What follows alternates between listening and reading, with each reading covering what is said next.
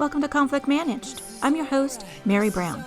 Conflict Managed is a weekly podcast about toxic work environments and how to fix them. We're glad you're here. Good morning, Aneace, and welcome to Conflict Managed. Good morning, Mary. Good to meet you. And nice to meet you as well. And how wonderful to have technology connect us where we are on different sides of the world. You're in Singapore and I'm in Tennessee in the States, and here we are getting to have this lovely conversation. Pretty much opposite sides of the globe. Yes. Well, you're an executive leadership coach, and you've done a lot of different things. But before we get to what you're up to right now, I would like to talk about where you began. And can you tell us about the first job you ever had as a young person? The first job with a paycheck, you mean? No, any kind of job. Oh God, as a young person, I would have been babysitting as a teenager. Uh, and then I did some tutoring and in high school. And the first actual job with a paycheck would have been at McDonald's in Boulder, Colorado. That would have been the first actual paying job with a pay slip. Yeah, I think it's interesting that you made that distinction because there are all different kinds of jobs we find ourselves in when we're younger. I mean, babysitting, right? Whether it's for Yeah, family or friends, has this real level. I mean, that's a huge responsibility that somebody leaves us with their children, even if it's our own parents, right? Um, yeah, and yeah. and the difference of then going into a job that's external or where we're getting paid by, some third party like McDonald's. What was that McDonald's job like for you? Do you remember what that experience was like? Wow, it was such a long time ago. Um, I think the main thing I remember looking back was the freedom. I think I was what, 17. It was the freedom of just making my own money that was mine. It wasn't allowance or anything like that. So I think that's the main memory I have. I remember having trouble counting. We had just come back from North Africa, spending it was 7 years in Libya as a teenager, where I was in a French expat school over there, so that's where the whole international thing started. And I remember one of the managers taking me aside to have me count because he says, you haven't figured out US dollars. I go, but I was born here. I know US dollars. I was, I don't know why I was a bit slow counting, so I wasn't really at the cash register. I was mainly at the back doing quarter pounders. Well, how interesting. So your first paying job at McDonald's, but that culture shock that or culture change of going into this different environment. And I like that you said freedom because as I think about our career trajectories, of course, begin when we're very young. And that feeling of the first job, of the independence of being separate from our families and in this different environment. And then also the freedom of that money allows. I think that's a pretty interesting reflection that it was freedom. So where did you go after McDonald's? King Soopers became a checker for a while during college. So at college, I was mainly working as a cashier at a grocery store, also in Boulder, and then programming. Got my first programming job, and then another one, and then I was just dreaming of getting back into some kind of international space, and joined a company in Denver that had a client in Italy, Olivetti. So by the time I was 26, or yeah, at 26, I was already spending a huge amount of time in Italy. Picked up Italian, and then at 29, I was back in France again, and then spent 20 years in France.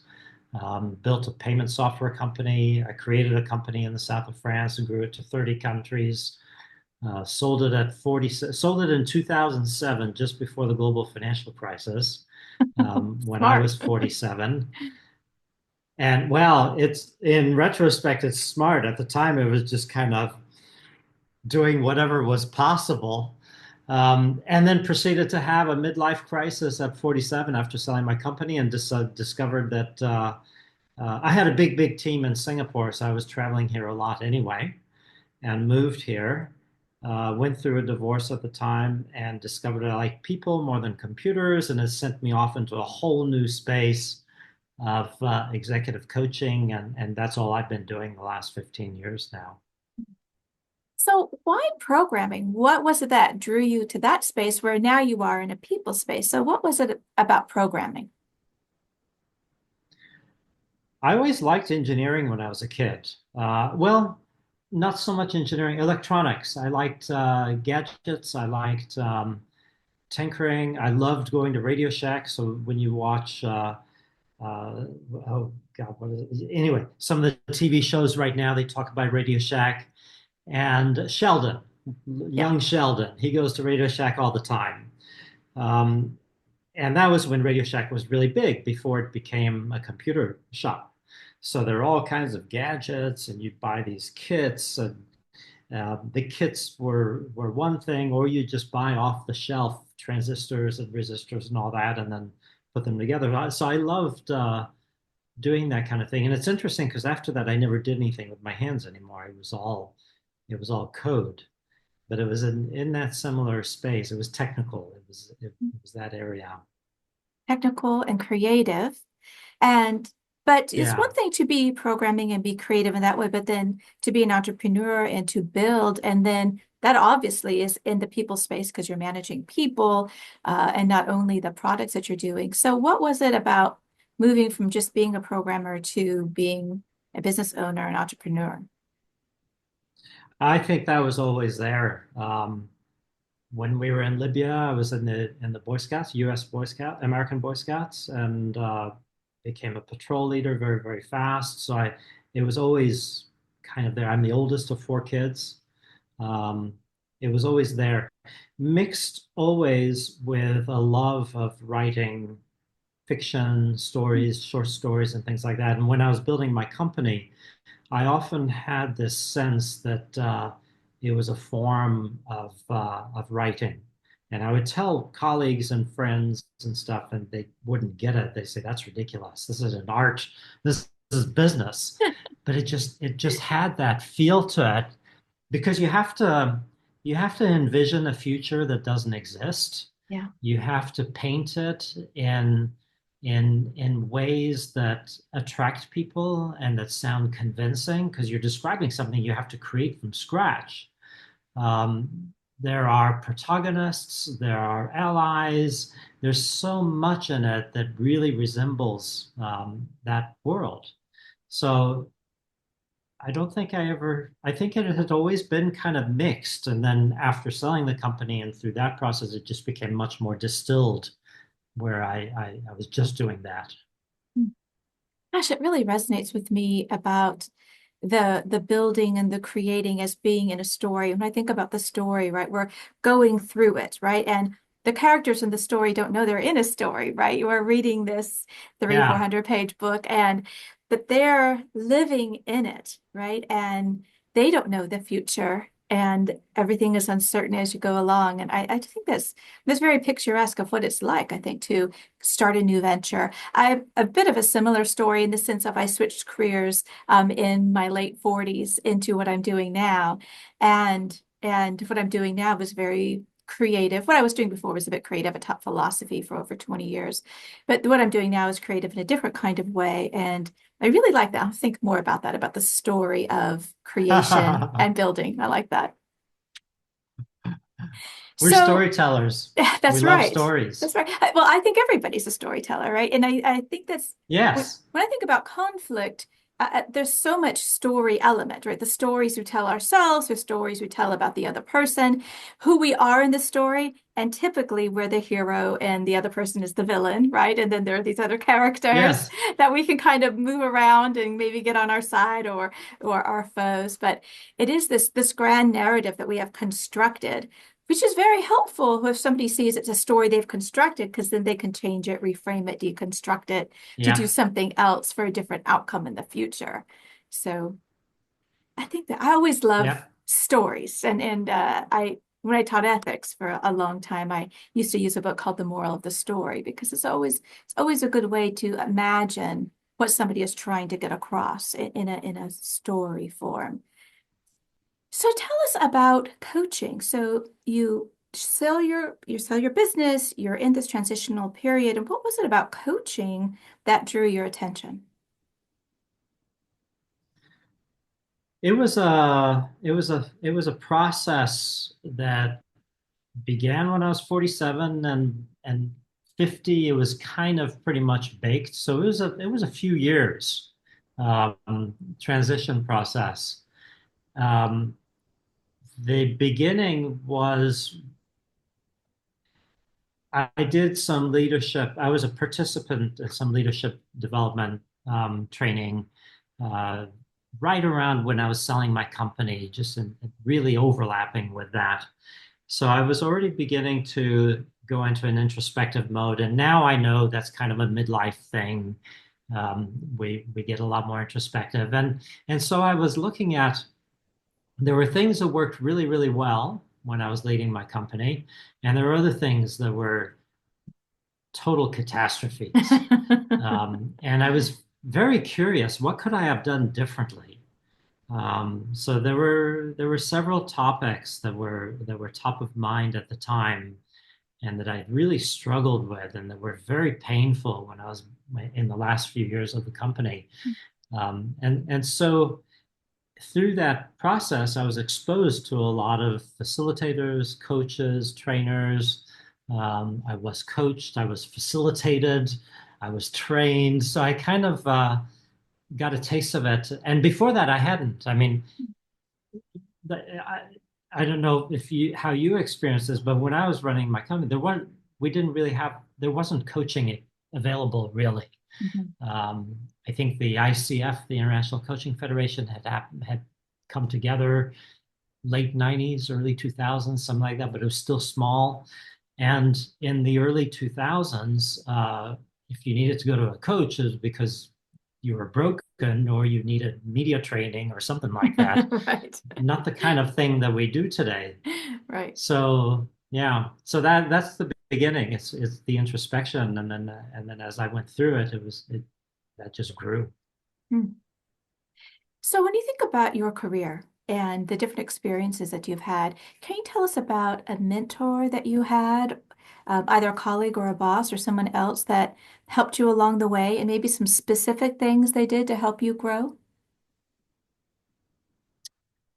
Yeah, the first one that comes to mind, a gentleman by the name of Jim McGee, who was running a small software company in Golden, Colorado, creating point of sale software for back when cash registers were becoming PCs, and he hired me to.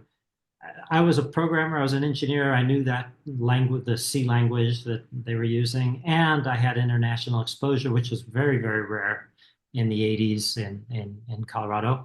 And so immediately I was the go-between. I designed software first, and then I was running technology transfer to the client in Italy. Um, and there was one time when we needed to do a training program for the client so that they would be able to deploy this software across all their point of sale systems. And he had me negotiate the training program. And he wasn't involved at all. So I went and met the head of training at Olivetti, and I was what, 25, 20, 26, 27. And presented what we're going to do, came up with a price and everything, and came back to him, Jim, and said, here's what they said. And I had to give him a little bit of a discount.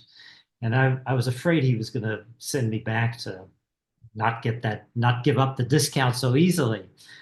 And he just had this look of, um, I have a name for it today, but at the time I didn't. It was something that evoked um, a total acceptance of who I was, what I was doing.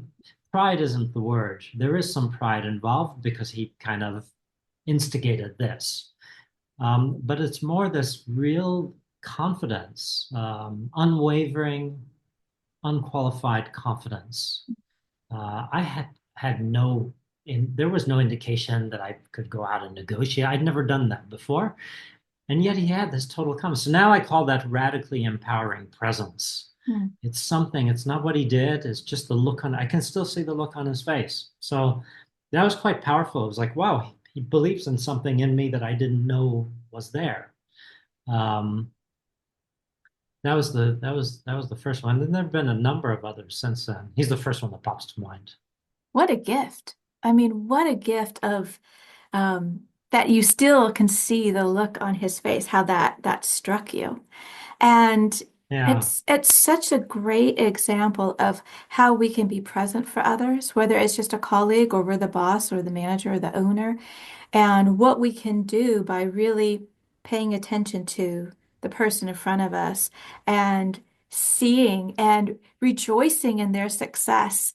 And yeah, Yeah. that radical presence and confidence. And how do we get confidence, right? One way we get it is through all these different wins. But when somebody else, so especially somebody that we respect or an authority, sees it in us, it's this real interesting kind of affirmation of this is, I thought I could or I did and I did, right? Oh, that's wonderful.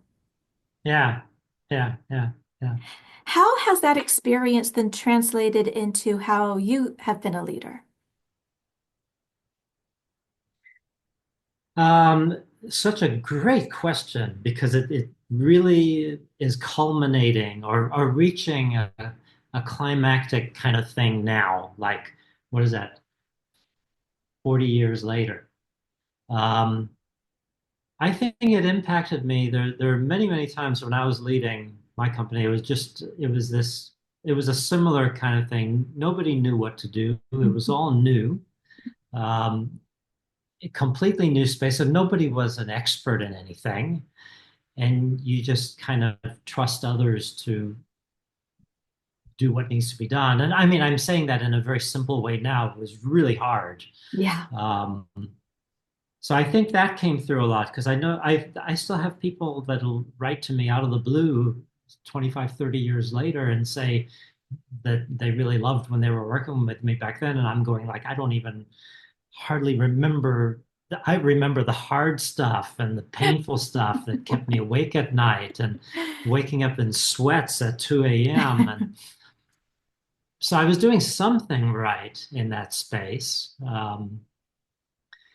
So I think the presence was there, um, but I didn't have a word for it. I didn't have a concept of it. It was just there. Mhm. Later with the coaching, it grew.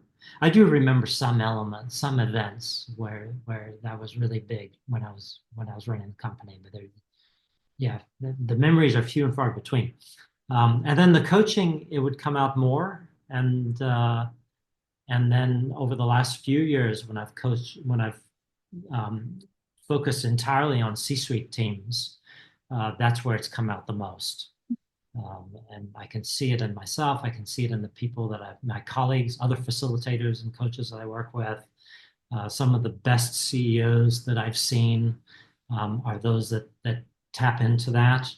Most of them tap into it kind of haphazardly, the way I kind of did. So when we can work on it, it becomes more conscious.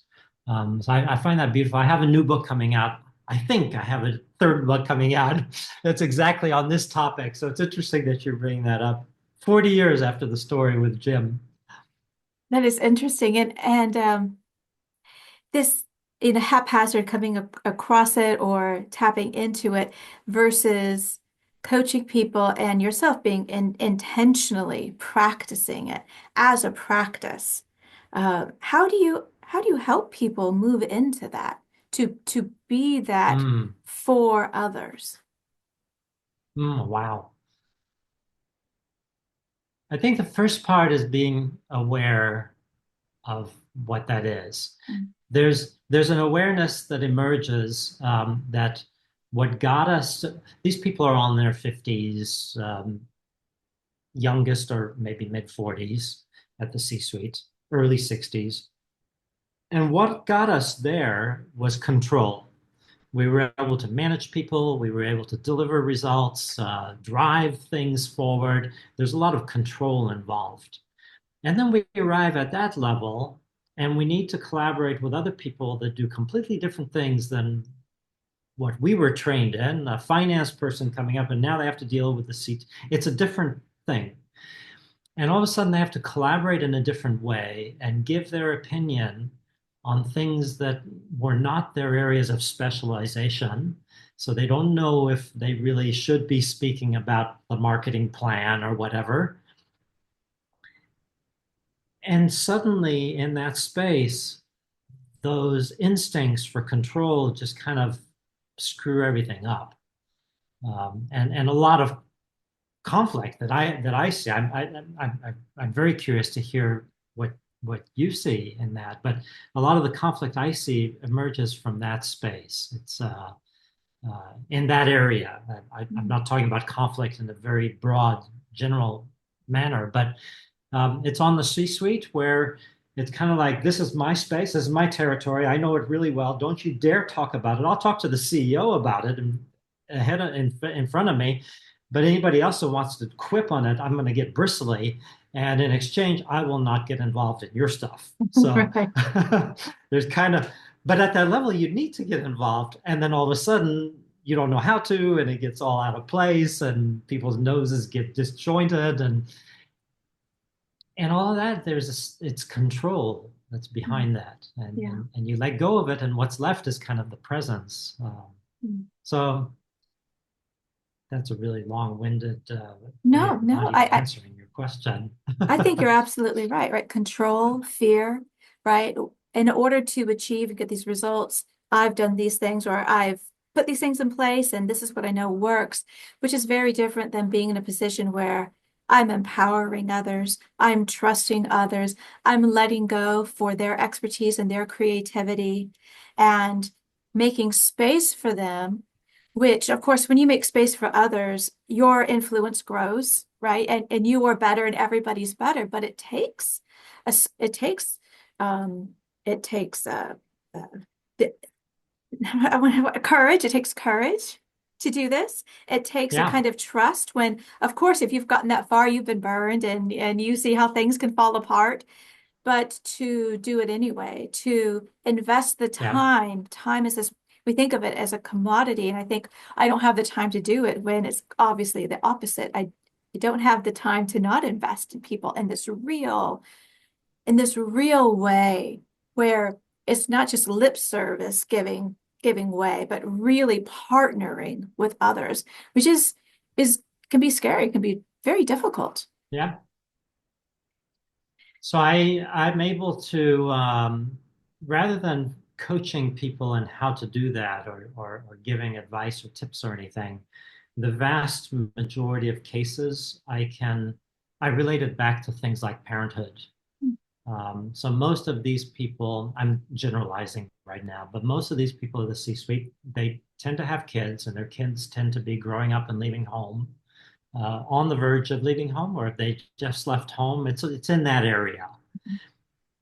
And when you bring that back to how has your parenting evolved over the years?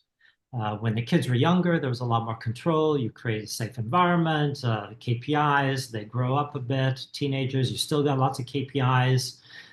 If you do this, this will happen. If you don't do this, this will happen. And then at some point, that just breaks and it doesn't work anymore. Either they're rebelling completely or they're out the door because they've grown up. And then you start going, what's my value as a parent? What's my role as a parent if it's not to tell them what to do all the time? We all go through it. Right. And and more or less, we figure out that we have some other quality that's not necessarily giving advice or being controlling and all that. And it's the same thing that's happening at that level of leadership is how do I empower and inspire others without treating them like children? Really, it comes Mhm. down to that. Mhm. When it's a little bit lower in the organization, management is a lot more like treating people like children. Leadership is these are all adults. And as long as we've all got the same storyline that we're working toward, they'll do what's necessary. They'll do the right thing. Yeah. I do think that all the way down the line, we need to treat everybody as adults, right? And so, right, Yeah. and while while our roles do change, I think even, certainly at middle management, your team is going to go farther and be better if they are empowered, right? And if you collaborate with them, where of course there are more of these benchmarky things that you're talking about, and yet I think there's so much of that in modern business that that we just have to make everything a number and everything so these rule oriented where it really is parent child, and then people talk about work like a Yeah. family, like it's very um, whereas more we're colleagues, we're in a community and we're all adults. And I think the more you treat people this way, Yes. we rise too, right?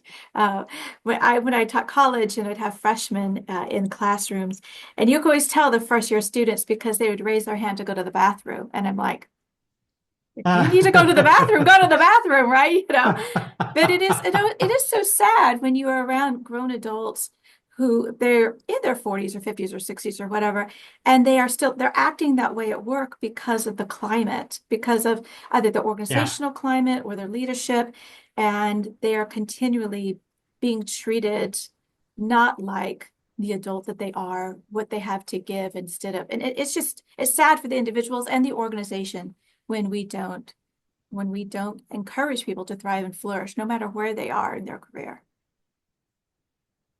I remember a boardroom discussion with the board of directors once in France. They were all kind of my age at the time. It wasn't like a big multinational company where the board of directors were all in their 60s and 70s. And I remember one conversation specifically where they were talking about one or two of the team that were not in the room, that in the boardroom, and they were using language. I can't remember the words, but there was some giggling. It was like I was profoundly shocked. I didn't know what to say, but my thoughts were immediately were these. I know these guys, these two guys you're talking about. They've got families. They've got a wife. They've got kids at home. They're looked up to as a father, as a parent. How dare you speak of them in that way? But I didn't voice it because at the same time I'm questioning myself, thinking, am I not being hard enough as a CEO, demanding results? But so it was a very mixed, confusing thing. But I remember it being profoundly, how to put it, ugly. Yeah, And I see it a lot in the world. So many people I coach say, why do they act like children?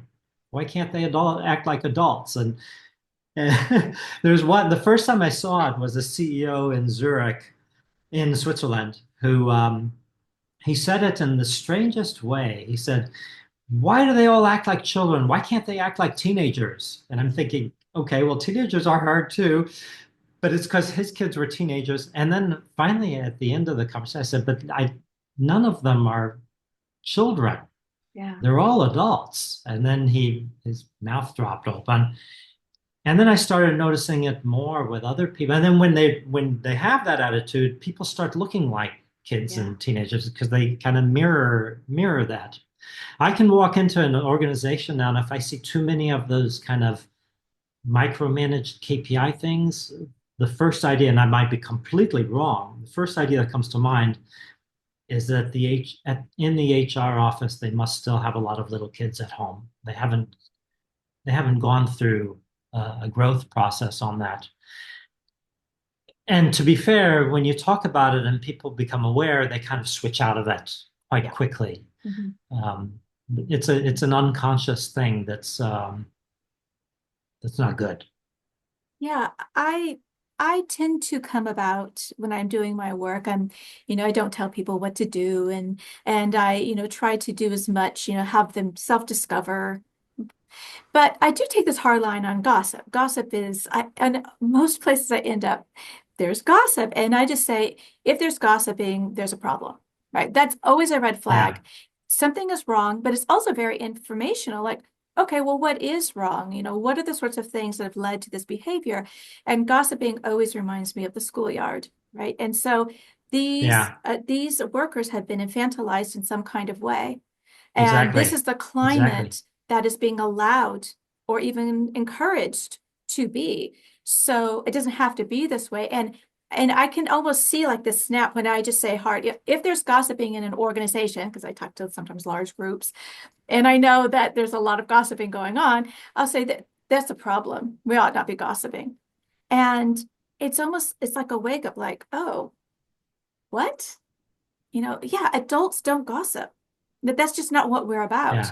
If we lack information, then there are adult ways to go about that. If we have an issue, there are ways to solve our problems. But to me, it's usually a sign of there's some kind of disempowering going on. And it's a Yeah, reversion exactly. to, but so I think it's when we can see the gossip, I think, okay, this is a great thing that we can work on. We can work on this to do something better because it's just so Yeah. people know about it, right? And they can see how Yeah. they're complicit. I And not call, not that I never gossip, but I whenever I do, I'm so convinced that that's me misbehaving. Um, that that is ugliness. That's not how we are for others yeah. and have a healthy environment. I call those things secret saboteurs. The unintentional ways that we disempower other people. Mm. And you can see countless. Gossip is an indication that that's happening. Mhm. How it's happening, there could be all kinds of different things that pop up there. I see things like it gets very, very subtle. Pulse surveys. Pretty much every organization will run a pulse survey with employees. Mhm. But if they're not reacting to the pulse survey, if they're not changing, and if they're not taking it to heart, it just kind of sends messages like, we're going to do this anonymous survey because we know you don't trust others and you will not give us real feedback if it's not anonymous. We don't trust you to give us real, authentic feedback. So Yeah, it's a very subtle, insidious thing. yeah. In facilitation, a really popular thing is to create subgroups when you've got a larger group and you're Mhm. doing some activities and stuff. So you'll get the controllers will be thinking, okay, we need to create small groups and mix people up and put groups of three, four, five, and make sure we have people from different teams and different parts of the organization. And I'll go, why don't we let them do it? And they'll say, no, no, no, they're not going to do it. They're going to sit. So it's a message of we don't trust you. So we're going to create the teams top down. We're going to tell you how you should be teaming up rather than say something like, the way I would do it is create a conversation. What would be a most effective way to create teams? And inevitably, people will say, have people from different parts of the organization together. Okay, does everybody vote? Okay, create your teams and let's get some feedback. And they do it. Yeah. But then they own it. They've created it. Yes. So there's so many ways we disempower just for the sake of efficiency and control, and it's more comfortable. Right. And it's so interesting because we think it's good to have this diversity. We want them to mix it up, and so we're going to tell them how to do it. And then it does backfire because it's like, oh, this is another exercise. Oh, they're making me feel Yeah, uncomfortable. Where you could still have the variety, but whenever we can help people find the answers themselves, find the solutions themselves, come up with, and what it takes a couple extra minutes, it's just so much better because they're more invested. They have thought through the process instead of just being shuffled around to whatever group they might be in. I feel the same thing about anything being anonymous, anonymous surveys of most stripes. I think that's a sign something is wrong. yeah, And maybe we are at that place where we have to start there, but it shouldn't be like that's just normal. Of course, why would we do anything else? Because that is yeah, a sign that people won't speak up. Okay, well why aren't people not speaking up? Why do we need this veil? And then how am I even supposed to do anything about it? Because I don't know who said it or what it means, or is it a one-off, or Yeah, is there, it just seems so obvious to me, but it's not obvious to, I guess, most people because most people have yeah. anonymous surveys. So, I think mostly, I think a lot of it is it's just kind of unconscious actions because mm, it's easier. Let's just do an anonymous pulse survey. It's easier than having hard discussions with. It's like feedback. People will come and ask me in coaching, say something like, "I want to get better at giving great feedback that people will listen to and will take action on because they're not listening. They don't want my feedback." And so I'll ask them, "How good are you at receiving feedback? At requesting and receiving feedback?" And usually they're not. So they'll go, "Oh." So then maybe spend 6 months, don't give any feedback, just go out and ask for feedback and get into the habit of it. And at first it'll be uncomfortable and people will not tell you what they really think because they don't know why you're doing this. But if you get into the habit of creating that environment where they'll speak to you truthfully, then they're going to ask you for feedback. So it's turning it all around, and they're simple things, but I think just a little bit of consciousness um, brings it all out. It's not rocket science. yeah. No, I agree. When I'm doing conflict management training for managers to have difficult conversations, the first step is what is your relationship with the people that who report to you?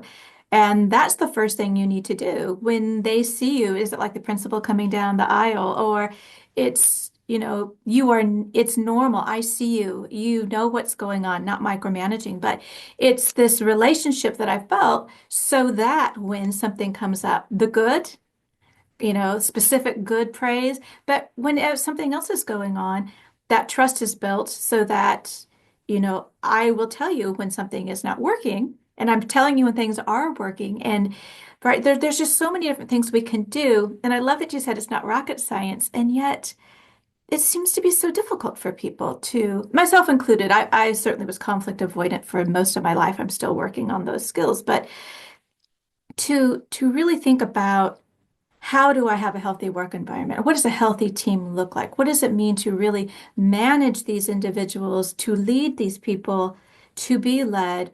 What's the ingredients? And it really is treating Yeah, people well, clear and kind. They're just really basic human ways in which we ought to interact for human flourishing. And yet, so many things get in the way.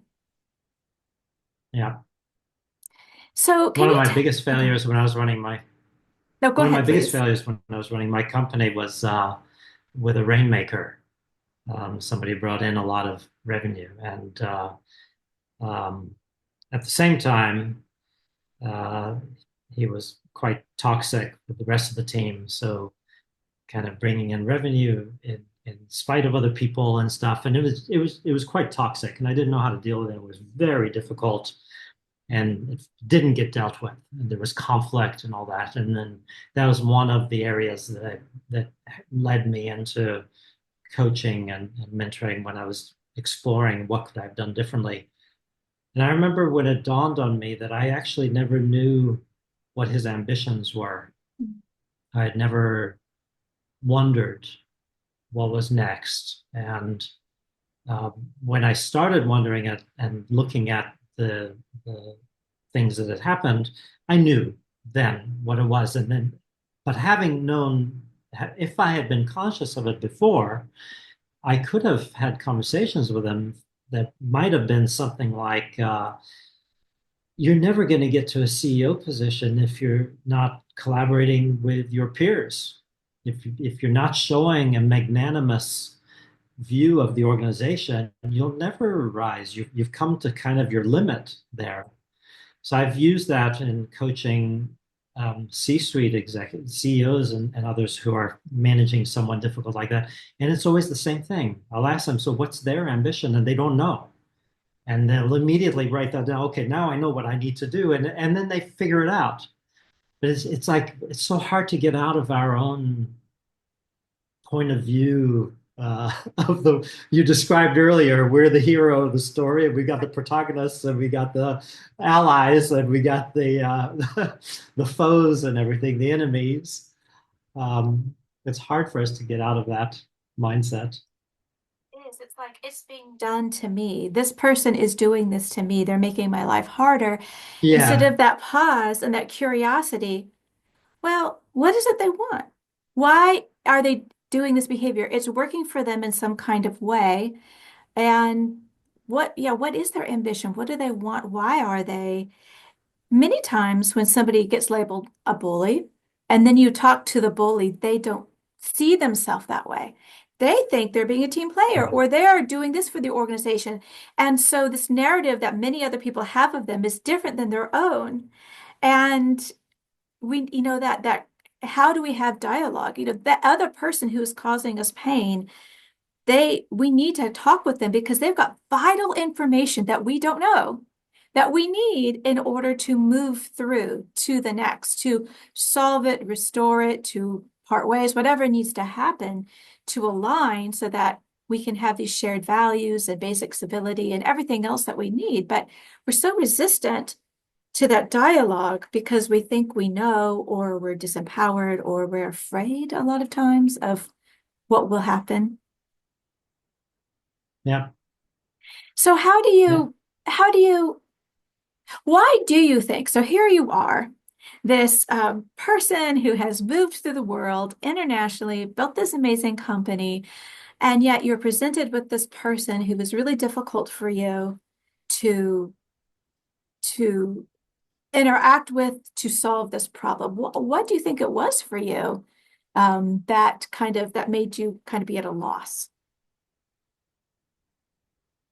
I think I was stuck exactly in the space that you just described. It was happening to me, and I didn't understand why it was happening to me, and wasn't able or did not even think of getting out of my point of view and looking through his eyes at things.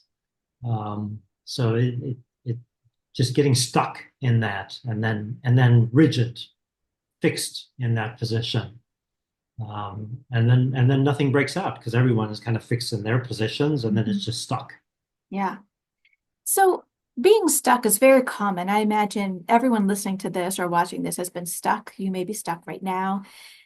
How do you help people get unstuck?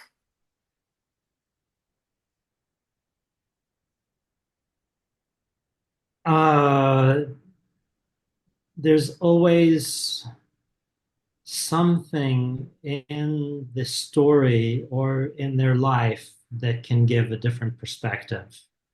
Um, a common area I see people stuck in at that age in their 50s, late 50s, is I don't say universal, but common. I see it quite frequently. Is this is my last rodeo. This is my last gig. I got to make it work, and it's not working as well as I wanted. I'm going to be a failure if I don't close it off the way I really want to. Mm. And and the breath gets short, and the tunnel vision is there, and people get stuck, and they're looking at this in a very hard way. Yeah. Um, and sometimes they're on the verge of quitting. Sometimes they're on the verge of pulling the plug, leaving, breaking off relationships, and they're just that stuck, and they're going, I don't know what to do now. Mhm. And the first perspective shift there is, I'll say something like, "You're only 57," and they'll go, "What?" I'll say, but you may have 40, 50 more years ahead of you based on how we're living. And you might not be doing the same work for the next few decades, but you're going to do something. So actually, you're coming to the halfway point in your professional life. You're not at the end. And that perspective shift often just kind of it unsticks everything because it just you step back and you go, okay, okay, this is just a season I'm going through. All right, let me look at it a little different. That'll unstick things. Yeah. Another one is family. There's always something related to family. It's like, the question might be, well, there was somebody recently I was coaching, and I asked her, so you told me your daughter just has left, she's just finished university, and how did you shift? And then she lights up and she said, yeah, I got her a new car when she graduated from college. I'm so proud I was able to do that. And how did you shift as a parent? And then she'll describe all the stuff and then the penny drops and oh right, okay, I can take that same energy here. So it's kind of finding the little angle that might provide a different perspective. Um, And again, this I'm talking about my very small lens of people at the C-suite in their 50s. I don't know how you would get other people unstuck. Well, I think one thing that you have said is having somebody help you. We all need help. When we're stuck, it isn't little. It's usually like we're turned over in the ditch and the tires are spinning on Yeah, top. And we're so stuck, we don't see. And that's why we do need other people. We need other people to come alongside us, just like most of us are willing to help somebody else who's in crisis. And, yeah, having a trained professional is wonderful. And coaching, of course, is as much more, as you said, is much more widely available and acceptable for people at all different levels of being stuckness in places in their career. But seeking that out so that and I think I wonder if you think this is the case, but even just reaching out is maybe the first step of I want something else, right? Showing up to the yeah, meetings that I am yeah, ready to move on. yeah. I'm open to new perspectives. I need new perspectives that I'm Yeah. not able to get on my own. I remember a coach that I had when I was building my coaching practice. I'd already done some training. I was already doing some coaching. It wasn't bringing in much money at first. And um, I was kind of counting the success based on how much it was bringing in as one as one might coming from the corporate world. And I remember telling, and I'd hired this coach who had been coaching for a very long time. And one of the purposes of hiring him was to unstick this thing that I had with my practice. And I remember in the first coaching session, I brought this up to him. He was taking notes and he hardly looked up at me. He said, "Oh, I'm not even worried about that. That doesn't interest me. You're very transactional. You'll make the transactions will come." And he said it with such flippant certainty. I'm going like, "What?" and and just his flippant certainty and disinterest in the topic was a huge perspective shift for me. It was like, okay, well, maybe I could move my attention somewhere else then. Right. Uh, Gosh, that's so interesting because the things that we think are so important or the things that we think are insurmountable or just the problem, right? When we articulate it and say it out loud to somebody else, we can hear ourselves and then also their reaction so we can right size it and sometimes we need to make more of a deal about it like, oh, maybe I should pay more attention to this, yeah, but the opposite yeah. is also Don't you good. see? They're all gossiping about you. I'm writing a book right now on generation gaps. And so since you're really interested in this particular age, do you see any of your clients or anybody else talking about being minimized or pushed out or the ways in which people in this particular age group feel this, I think, artificial generation war that's going on?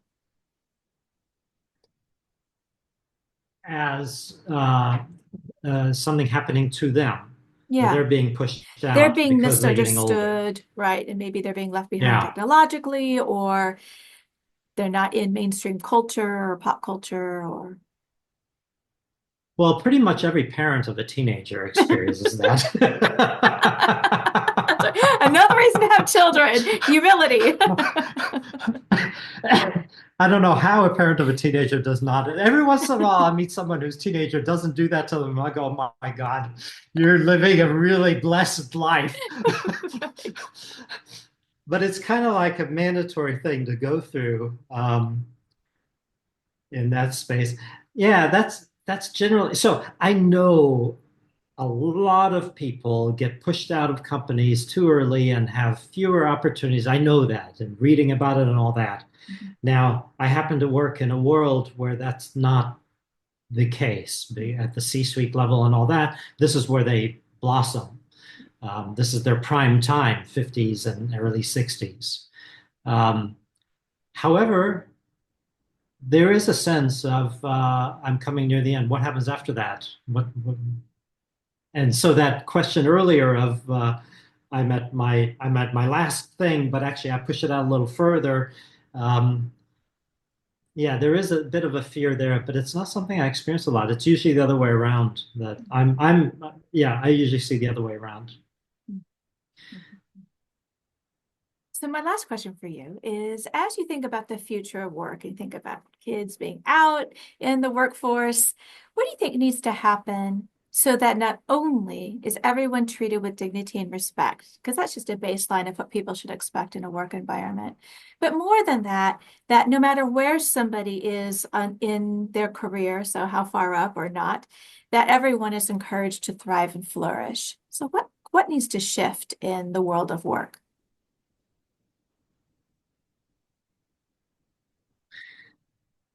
Well, from my perspective, um, it starts at the very top. The CEO, C-suite need to have the perspective that you're describing right now. Um, if they don't have that perspective, then it's not going to shift. Uh, you might have extraordinary environments where it goes bottom up, but it's extremely rare. Um, so it really needs to happen at that level. In order for a CEO to have a really well functioned and exemplary C-suite team, that attitude has to start from the CEO with his or her C-suite. Um, and that often is a big shift just right there. Rather than controlling the C-suite, it's creating an environment where each person is valued fully, not just valued for their function, but fully as a human being, as an equal participant in the team, with a point of view that can reach far beyond that person's last 30, 40 years of experience in a function. And that attitude starting from the CEO then just kind of percolates. And I could imagine a CEO not doing that when things were less complicated and the C-suite, each person has their function and the company has its thing. Everything is oiled and it's going and working right, and the industry is kind of moving. There isn't all the unknowns that we've got today. I could imagine that being okay. And I think since COVID, a huge amount of people have realized that doesn't work anymore. Mhm. We have problems that come up that nobody knows how to fix, and only as a team can we actually come together. And it's not functional um, fixing. Mhm. So I do have one follow-up question. I think that's interesting, and I agree. Of course, it needs to. If the leadership doesn't value it, it won't be valued, right? And it flows through. One thing I have come across several times is it seems like the C-suite is functioning really well together in the end, and the leader has that philosophy, but then something happens from the people that the C-suite executives and who they manage and then Yeah. kind of down it's like it dries up and doesn't, and then Yep. the Yep. middle managers who really are in charge of all the other people, it doesn't seem there's like it gets stuck there, and then it does those human goods don't Yeah. get distributed, and it seems to me like there's a Yeah. bit of a juggernaut there. Yeah. I think part of that, so I'm just kind of making this up right now. It's in the process I've been thinking about. So, Mhm. but it is kind of made up on the fly. Part of it is um, awareness. because a lot of these things kind of happen haphazardly. Mhm. Uh, well, a lot of the leadership books, Jim Collins, Robert Keegan, and all that, the frameworks that were drawn up that were really good, the five levels of leadership and all that kind of thing. If you look at it, most of those writers, most of those experts were in their late 30s, early 40s when they drew up the frameworks that they're Mhm. using. They hadn't experienced midlife. Mhm. So part of it, I think, and when they would describe things like you're describing, they would describe it like level 5 leadership, a mix of humility and iron will. That's Jim Collins, and he said, I don't know if it can be acquired or developed. It might be innate. I don't know. Mhm. Robert Keegan talks about the self-transforming mind, and he said that's the pinnacle of his framework. He says only 1% of people ever reach that level at 39 or 40, yes, you could probably believe that kind of thing. Later, you start going, okay, well, actually, a lot of stuff happens and maybe more of these things. So I think the Yeah. way we looked at it before is haphazard. Mhm. Somebody's a great leader. Wow, that must be innate. They know how to Mhm. be humble and have iron will at the same time. I think it can be developed. I see it developed. So I think Yeah. part of the answer to your question is that I think that I don't know how big of a part. It's not the majority. I think a really big part, though, is the difficulty. It's I find it easier people in their 40s and 50s, early 60s to adopt these ideas because they've gone through a lot. Mhm. They've become humble through all kinds of things, and they Yeah. still have their iron will because that's how they got there. Mhm. So there's some natural innate things that emerge. The environment of midlife creates an environment where these things emerge more easily. However, younger, I think what we're learning in the neuroscience is people do need guardrails, they do need directions, they do need things that help them move forward. They like to have answers to questions. When we're a little bit older, we're able to sit with questions unanswered longer. Mhm. We're able to sit with paradox and ambiguity longer. We still want certainty and Mhm. clarity, but it's not as burning as it is when we're in our 20s and 30s. So middle managers are in this difficult situation where at the same time that they're becoming more comfortable with ambiguity and all that, they need to translate, they still need to create a world that has certainty and answers. And that's quite a dance there, Mhm. bridging those two. The world I usually work in, they're not bridging. It's that one or two levels down where that Mhm. bridging happens. I think that's a big area that hasn't been addressed. Yeah. That makes a lot of sense. Yeah. And I feel for middle managers because a lot of times, as you mentioned before, they are promoted because they're good at what they do. And then we might train them in the systems of the organization, but not now you are dealing with time off and maternity leave and absenteeism and all these other sorts of day-to-day operations that if they aren't dealt with well, make everything fall apart Yeah, and yeah. and that kind of training. Well, Aneace, thank you so much for your time. It's been absolutely delightful speaking with you, and I look forward to this third book that you're working on. Thank you, Mary. It was wonderful. Well, take care. Aneace, thank you so much for being on Conflict Managed. I appreciate your insights and the work that you do to help people have healthier work environments. As we discussed, as the C-suite goes, so goes the organization. So thank you for your work and helping those in those leadership positions to be as healthy and flourishing as possible. Conflict Managed is produced by Third Party Workplace Conflict Restoration Services and hosted by me, Mary Brown. You can find us online at 3pconflictrestoration.com. Come back. We have new episodes every Tuesday. And if you haven't had a chance to check out my new book, it's How to Be Unprofessional at Work, Tips to Ensure Failure. It's 80 tips of what not to do and considers what to do instead to have a healthy work environment. Our music is courtesy of Dove Pilot. And remember, conflict is normal and expected. Let's deal with it. Until next time, take care.